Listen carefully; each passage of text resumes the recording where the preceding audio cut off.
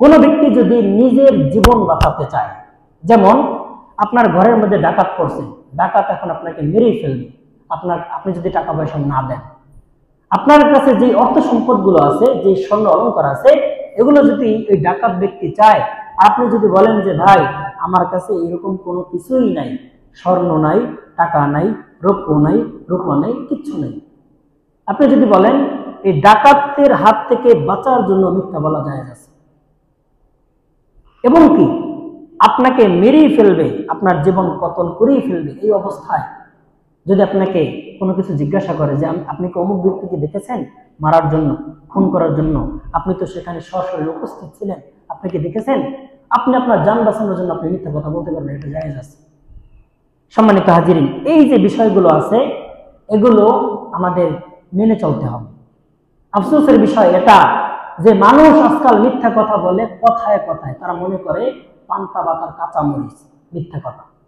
বন্ধু বন্ধুকে হাসানোর জন্য মিথ্যা কথা বলে, কৌতুক করে, একজন আর একজনকে নষ্ট করার জন্য মিথ্যা কথা বলে, অন্যের মেয়ে ভালো না, অন্যের ভাই ভালো না, অন্যের সংসার নষ্ট করার জন্য মিথ্যা কথা বলে। আফসোস, আল্লাহ রাসূলের কথা তাদের মনে নাই।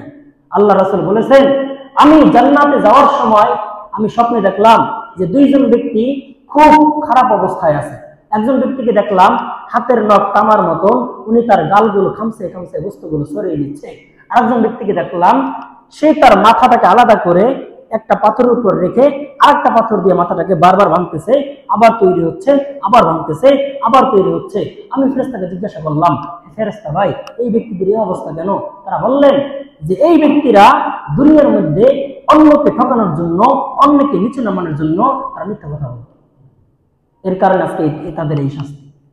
সম্মানিত হাজিরিন, কোন অবস্থাতেই অন্যকে ছোট করার জন্য, অন্যকে নষ্ট করার জন্য মিথ্যা কথা বলা যাবে না। ভাই মিথ্যা কথা আল্লাহর ওলিরাও বলতেন। দেওবন্দ ভারতের একজন আল্লাহর ওলি ছিলেন, যার নাম হযরতে আল্লামা নানুতুবি রাহমাতুল্লাহ আলাইহি। আমরা অনেকে নামটা শুনেছি। তিনি তার কিতাবের মধ্যে লিখেছেন যে তিনি একবার তার শত্রুরা তাকে খুন করার জন্য তার সামনে চলে আসলেন। শত্রুরা আল্লামা নানুতুবি রাহমাতুল্লাহ আলাইহিকে চিনতেন না। শত্রুরা তার সামনে গিয়ে বললেন যে ভাই আপনি কি আল্লামা নানুতুবি রাহমাতুল্লাহ আলাইহিকে দেখেছেন? তিনি যেখানে দাঁড়িয়েছিলেন এখান থেকে সরে গিয়ে একটু পাশে এসে বললেন যে এইমাত্র এখানেই ছিল, এখন আর নাই। শত্রুরা বললেন কেমন কথা, এখানেই ছিল আবার নাই, সেটা কেমন কথা? তিনি বললেন যে হ্যাঁ, তোমার আমার সামনেই ছিল, কিন্তু এখন আর নাই।